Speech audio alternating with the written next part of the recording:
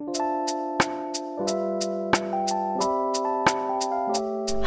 apa kabar kalian semua? Potatoers, how are you? Dung dung dung dung dung.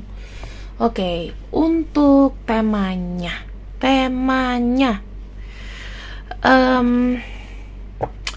si dia ngambek. Kira-kira bisa nggak kita kembali seperti semula? Si dia ngambek, bisa nggak kita kira-kira kembali seperti semula? Sebelum mau bacaan aku mau pakai parfum di Aura dulu. Kamu kalau misalnya mau pakai ini minimal 3 semprot ya. 3 kali semprot itu langsung moncer. Kalau untuk yang baru pertama dan sensitif biasanya pusing, panas di badan. Tapi kalau seandainya memang kamu tahan, kamu pakai terus, Li Aura ini bisa buka aura kamu dan buka rezeki. Aku nggak main-main, testimonialnya ada di Instagram aku sih, karena aku nggak masukin di sini. Gimana cara masukinnya ya nggak? Lalu kita akan masuk ke pembacaannya. Baunya Li Aura tuh enak.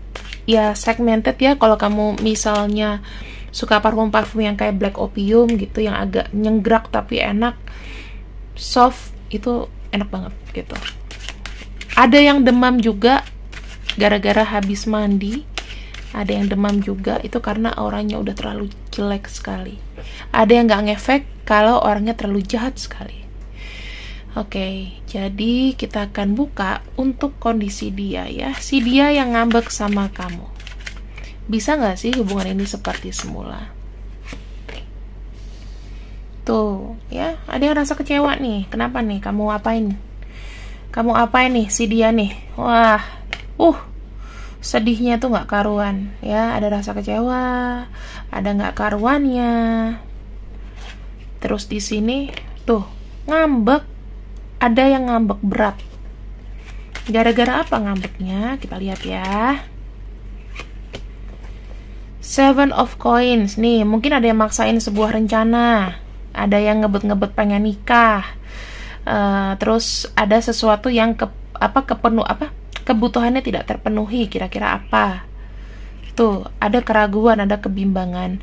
Nah, aku ngelihatnya di sini mungkin ya, either kamu yang memaksa atau dia yang memaksa yang tidak bisa terpenuhi. Gitu. Jadi kayak misalnya, aku butuh uang nih mas, 100 juta, pokoknya harus ada gitu. Aduh dek, nggak bisa. Oh gitu, nggak cinta. Ini kutipan dari teman aku yang telepon pacarnya ya. Enak ya, bisa minta 100 juta beringan buat gue gitu. Temen aku tuh ada yang beruntung teman-teman. Jadi kalau punya pacar dibeliin mobil. Kalau aku tuh nggak ada kayak gitu. Kenapa ya? Sayang beliin aku mobil dong gitu. Aduh, dan itu atas nama langsung, tidak kredit, tidak ditarik mobilnya. Pas sudah putus pun dikasih. Hebat nggak itu? Aku nggak ada bakat sih kayak gitu. Takut pemberian orang itu, takutnya pamrih gitu, ya kan? Takutnya nanti kalau misalnya udah putus jadi sial karena nggak ikhlas.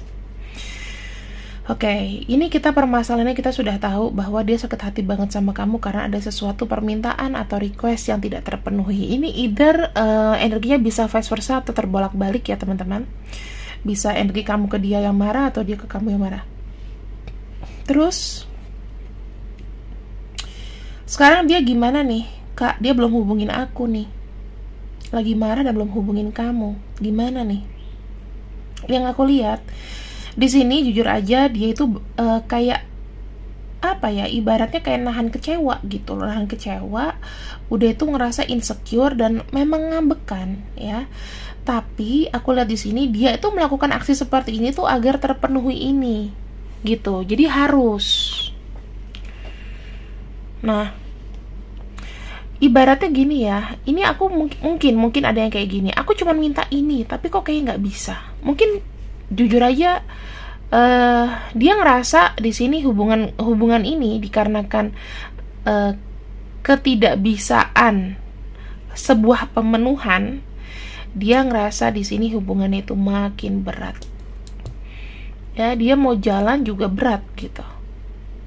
Ini yang dia rasain. Kartu Temperance itu sebetulnya kayak dia tuh mau menenangkan diri, tetapi egonya terus ada. Aku pengen, Mas beliin aku iPad pokoknya sekarang. Dek, aku kan mesti, kamu kan baru dapet THR. Emang gak bisa beli iPad sendiri ya Pak? Berapa sih harganya? Ya Allah, aku aja punya 2 loh yang Pro. Astaga.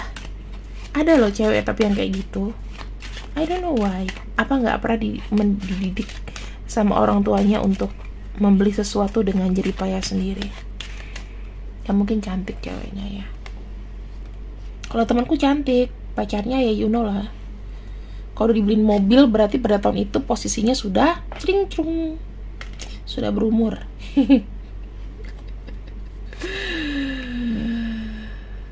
Oke. Yang aku lihat di sini teman-teman, energi dari dia itu memang sekarang sedang tinggi egonya. Dia lebih rela berantem sama kamu daripada di sini dia baikan. Dia rela berantem sama kamu, menentang semuanya, ya, nggak mau sabar, nggak mau nunggu untuk kamu tergugah hatinya untuk memenuhi apa yang di request gitu. Mungkin ya kalau kisah cinta 2023 itu seputaran duit, seputaran benda, seputaran apalah, waktu, apalagi. Nah, di sini dia sengaja untuk mengusik ego kamu, ya, mengusik emosi kamu, ego kamu supaya kamu tuh juga nggak keras hati gitu. Nah, di sini ada kartu Six of Swords dan ada kartu The Hierophant. Sebenarnya apakah dia masih ingin sama kamu? Energinya masih ada, masih pengen bisa sama kamu, tetapi ya ini tuh kayak dia lagi caper aja, dia lagi nggak pengen maafin kamu aja gitu. Mungkin ya dengan pertimbangan-pertimbangan tertentu, aku bilangnya, ya. Dan di sini dia tuh pengen dapat seseorang yang sebetulnya long lasting, dan dia tuh pengen ada long lasting sama kamu, tetapi dengan kekerasan hatinya ya harus ada yang ngalah teman-teman.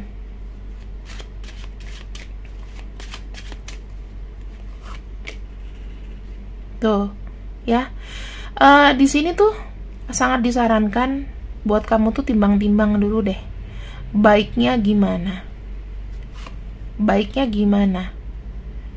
Kalau di kartu ini, apakah aku cinta sama dia? Ya, sekarang kita lihat dulu kemampuanmu bisa atau enggak. Jangan semuanya dipaksakan, karena kalau aku lihat di sini kan kalau memenuhi kebutuhan seseorang sebetulnya bukan kewajiban dari kita sih, kecuali kalau kamu sudah suami istri dan itu memang kebutuhannya sangat-sangat premier gitu, benar-benar butuh. Kalau di kartuku di sini, mau dia ngambek, mau dia apa, sesuaikan dengan kemampuan kamu. Kira-kira kalau kamu memberikan dia sesuatu atau dia minta apa kamu turutin, kamu ada kerugian nggak di sana? Ada kerugian atau minimal kamu susah nggak ke depannya? Karena kita nggak pernah tahu loh teman-teman, di tahun 2023 atau tahun 2000-an setelah era pandemi ya, era COVID lah. Kiamat kecil gitu, ya kan? Mental orang tuh udah tergerus di situ. Kita nggak boleh keluar rumah. Untuk kamu yang suka megar di rumah sih happy aja gitu. Tapi kan untuk orang yang suka bepergian kayak aku tuh bosen. Tapi lama-lama terbentuk gitu, ya. Dan kita di sini menghadapi segala sesuatu yang tidak pasti. Jika ini terkait dengan keuangan atau pemenuhan sebuah kebutuhan, pikir-pikir lagi deh menjalani sama dia. Kalau kamu pengen baikan, kamu berarti memanjakan bukan mendidik.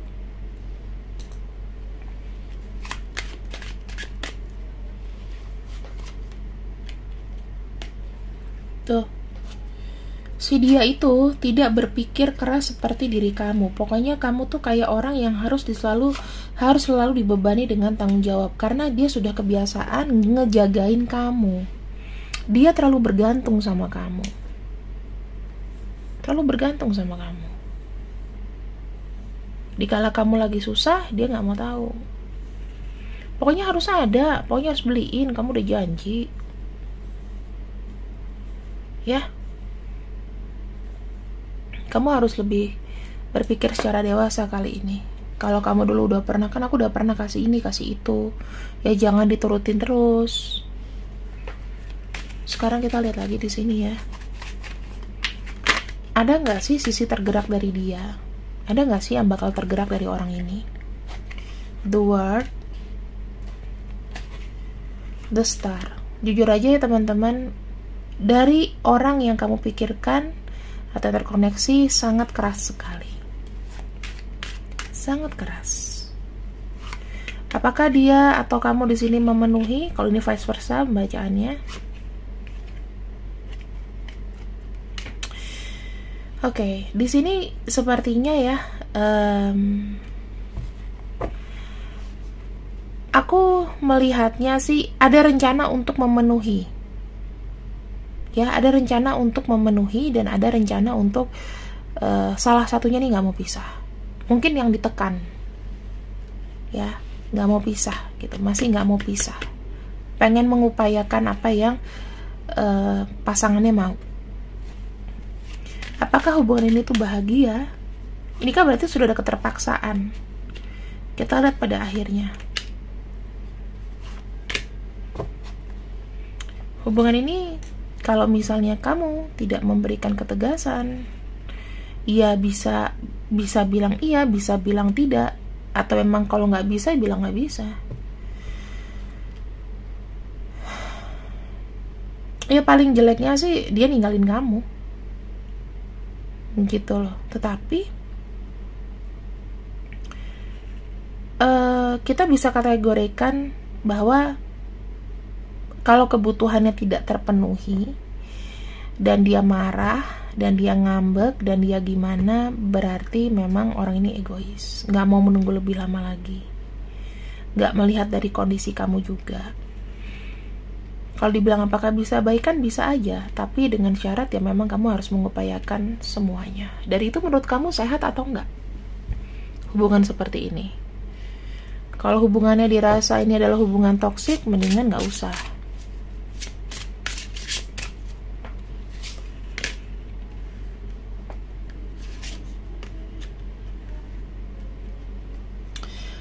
Sebetulnya dari sisi dia tuh pengen ngedapetin orang yang benar-benar sesuai dengan keinginannya. Dia suka sama seseorang yang menghujani cinta, memanjakannya. Sementara kamu di sini, kamu selalu berdealing dengan ketidakadilan di hubungan ini. Gitu. Makanya momen kalian ngambek itu sebetulnya adalah momen untuk berpikir kamu mau lanjutin atau enggak sama orang ini. Ya, energinya aja udah sangat jomplang teman-teman. Kalau kamu bukan pelaku, kalau kamu dipaksa, mendingan gak usah. Ini saran dari aku, ya. Tapi kalau misalnya memang dianya mengerti dan sorry ya sayang, maafin ya kalau aku ini, ya udah jalanin tetap. Tapi kalau misalnya dia marah cuman gara-gara kebutuhannya tidak terpenuhi, dari kartu ini silakan dibaikan saja, diselamat tinggalkan, nggak apa-apa. Toh kita nggak pernah tahu jodoh ke depan gimana kan. Aku tidak akan membuka untuk inisialnya karena ini pembacanya bisa vice versa ya, bisa dari versi kamu atau versi dia. Kalau misalnya kamu adalah pelakunya, kemungkinan terburuk ya dia nanti akan mutusin kamu. Tapi kalau misalnya dia pelakunya, berarti ya di sini kamu harus mikir-mikir mau dilanjutin atau enggak, karena hubungannya termasuk toksik. Jadi begini ya teman-teman, apapun kondisinya selalu akan ada harapan yang terbuka. Walaupun sedikit demi sedikit, misalnya kamu oke lah, aku mengambil langkah putus nih untuk si dia gitu kan. Apakah ada orang lain ya? Nanti sedikit demi sedikit akan terbuka. walaupun itu memang sulit, walaupun itu memang bukan kebiasaan kamu untuk cepat mendapat pengganti. Tapi dengan kita, aku sih percaya gini, dengan kita meninggalkan sesuatu yang jelek atau membiarkan sesuatu yang rumit, biarkan semesta yang bekerja deh, nggak usah kita. Tuhan, kalau misalnya yang putus, ya udah aku pasrahin semuanya sama yang di atas gitu ya, maunya dia lah, nanti kamu juga akan dapat bahagianya kok, tinggal tunggu waktunya aja. Biarin semesta itu yang mengolah. Kadang kepala kita tuh nggak bisa dipakai untuk berpikir. Kalau kamu terus kepikiran kamu, maka semesta nggak akan bekerja buat kamu. Jadi misalnya gini, ya Tuhan, aku nggak lulus UMPTN, atau aku nggak keterima kerja di perusahaan yang aku suka. Ya udah, berarti jalannya bukan ke sana. Mungkin kalau kamu jalan di sana tidak sesuai dengan kemampuan kamu, dan Tuhan akan kasihkan perusahaan mungkin yang lain gitu, yang buat kamu tuh nyaman, tenang, dan apa ya, tidak membuat hidup kamu tuh susah gitu. Tadinya aku juga berpikir ya teman-teman, kayak aku pengen deh jadi manajer, jadi apa di kantoran, tapi nyatanya beda. Memang aku nggak bisa ikut orang, dan ya aku punya sisi kreatif yang mungkin selama ini tidak dihargai oleh korporasi. Jadinya ya buat tarot aja itu udah menghasilkan, siapa yang mau ngasih uang dalam sekian minggu itu 4 juta? Nggak ada. Semua tuh dari rezeki teman-teman ya. Jadi apapun, jalur pasrah, jalur hoki, jalur menerima energi baik, itu akan mendatangkan kebahagiaan buat kita. Itu aja pesan dari aku di Potato Tarot. Gak usah nangis, gak usah sedih. Kalau kondisinya tidak dapat dipaksakan, maka berhentilah. Biarkan Tuhan yang bekerja, semesta yang memutar nasibmu. Thank you, bye-bye.